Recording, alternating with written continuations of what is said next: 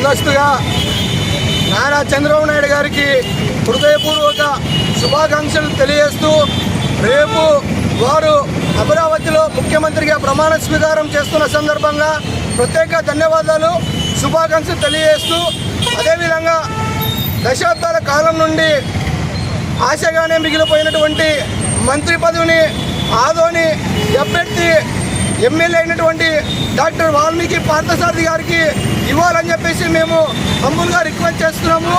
ఎందుకంటే ఎన్నో సంవత్సరాల నుంచి అనేక మంది ఎమ్మెల్యేలు అవుతున్నారు, ఎమ్మెల్సీలు అవుతున్నారు. కానీ ఇంతవరకు ఆదోని చరిత్రలో ఏ సమయంలో కూడా మినిస్టర్ పదవి కేటాయించలేదు.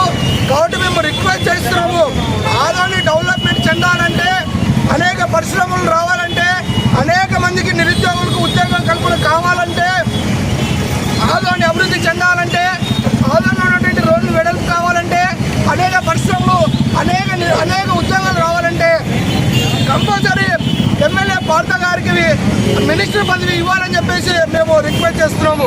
దాదాపు 150 ఏళ్ళ చరిత్ర ఉన్నటువంటి ఈ ఆదోనికి ఇంతవరకు కూడా ఎవరికి కూడా మినిస్టర్ పదవి రాలేదు. పక్కన ఉన్నటువంటి ఆలూరుకు వచ్చింది, ఇక్కడ ఉన్నటువంటి ఎమ్మిగినూరుకు వచ్చింది, అదేవిధంగా కర్నూలుకు వచ్చింది, పచ్చికొండకు వచ్చింది. కానీ ఇంతవరకు కూడా ఆదోనికి మినిస్టర్ పదవి అనేది రాలేదు. కాబట్టి ఈ చుట్టుపక్కల ఉన్నటువంటి హెడ్ క్వార్టర్ ఆదోని దాదాపు 150